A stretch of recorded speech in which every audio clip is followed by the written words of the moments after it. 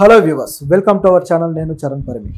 17 సంవత్సరాల తర్వాత భారత క్రికెట్ టీం పాకిస్తాన్లో అడుగుపెట్టబోతుందా? చూస్తుంటే అలాగే కనిపిస్తుంది.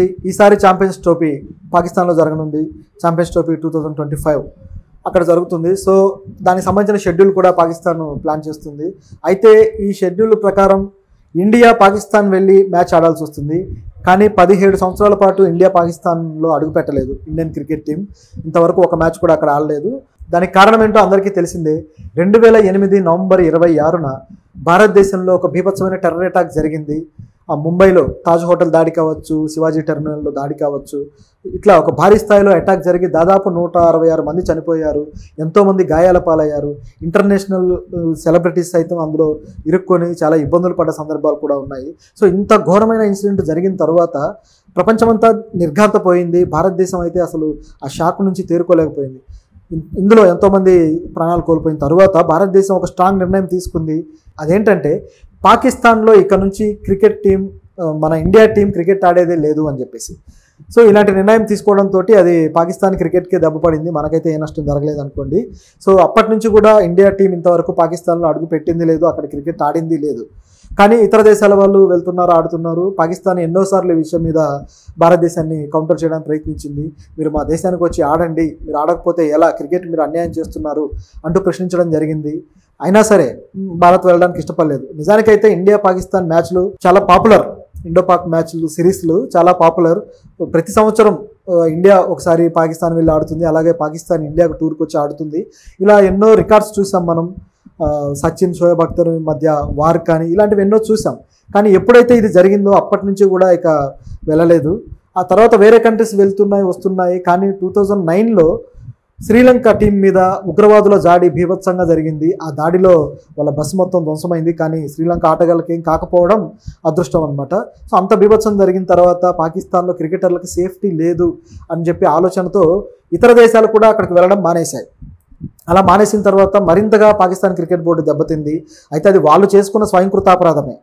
సరైన రక్షణ కల్పించాలి. తీవ్రవాదాన్ని ఎంకరేజ్ చేసినందుకు తిరిగి ఏ పాముకైతే వాళ్ళు పాలు పోసారో అదే పాము వాళ్ళు కాటు వేసినట్టుగా అయిపోయింది.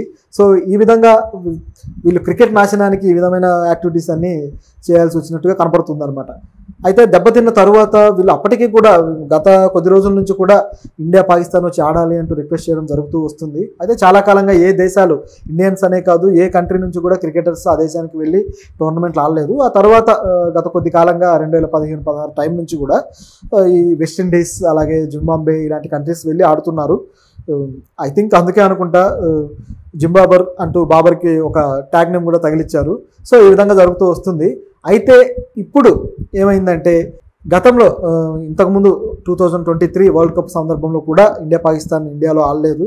అలాగే ఇప్పుడు మాత్రం ఆడాల్సిన పరిస్థితి వస్తుంది అంటున్నారు. మొన్న పాకిస్తాన్తో ఆడిన మ్యాచ్ కూడా అది మనం అమెరికాలో ఆడారు మన వాళ్ళు. సో అక్కడ విజయం సాధించడం జరిగింది, అదంతా తెలిసిందే. అయితే ఇప్పుడు మాత్రం ఆడక తప్పదు అంటున్నారు. ఇంతకు ముందు కూడా ఈ బైలాటరల్ సిరీస్లో ఉన్నప్పుడు కూడా ఇండియా పాకిస్తాన్ దుబాయ్నో లేకపోతే ఇంకో కంట్రీనో ఎంచుకొని ఆడేవాళ్ళు, లేదంటే శ్రీలంకలో ఆడేవాళ్ళు. ఈ విధంగా వస్తూ ఉండేదన్నమాట. అయితే ఈసారి మాత్రం ఖచ్చితంగా ఆడాల్సిందే అని పాకిస్తాన్ బోర్డు పట్టుబడుతుంది. అయితే బీసీసీఐకు ఉన్న ఇన్ఫ్లుయెన్స్ కారణంగా మళ్ళీ కొత్తగా బీసీసీఐ అధ్యక్షుడు ఐసీసీకి కూడా అధ్యక్షుడు కాబోతున్నాడు అనే వార్తలు వస్తున్నాయి. ఒకవేళ ఇది కానీ జరిగితే ఇక పూర్తిగా పాకిస్తాన్ ఆశలు తుడిచిపెట్టుకుపోవాల్సిందే. సో నాకు తెలిసి పాకిస్తాన్కి మన ఇండియా వెళ్ళి ఆడే అవకాశం అయితే లేదు. దీనికి కూడా తటస్థ వేదికను ఎంచుకునే అవకాశం ఉంది. దుబాయ్, ఐ థింక్ షార్జాలోనో లేకపోతే ఇంకో చోట ఆడే అవకాశం అయితే ఉన్నట్టుగా కనిపిస్తుంది. మరి ఏం జరుగుతుందో చూడాలి. ప్రస్తుతానికైతే మళ్ళీ ఇండియా పాకిస్తాన్ మధ్య ఉద్రిక్తతలు మళ్ళీ పెరిగాయి.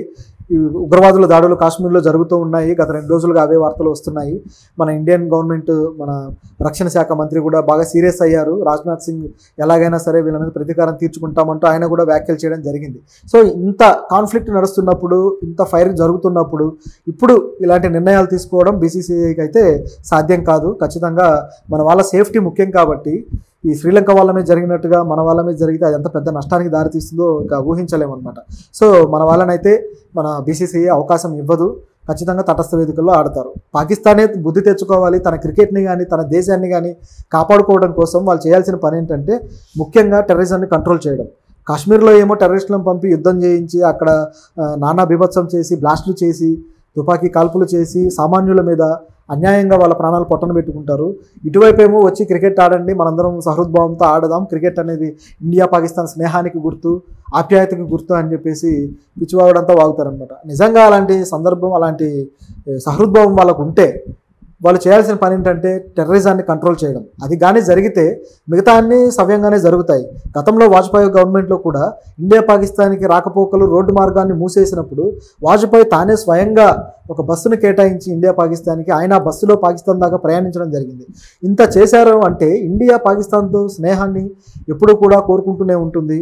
ఎందుకంటే ప్రతి దేశంతో సహృద్భావంగా స్నేహంగా ఉండటమే ఇండియా ఒక సిద్ధాంతం, ఎవరిని శత్రువుగా చూడడం కాదు. కానీ ఎవరైతే ఇండియాకి శత్రువుగా తమను తాము నిర్ణయించుకొని వచ్చి దాడులు చేస్తారో, ఎవరైతే ఇండియా వినాశనం కోరుకుంటారో వాళ్ళ మీద మాత్రం రియాక్షన్ ఇలాగే ఉంటుంది.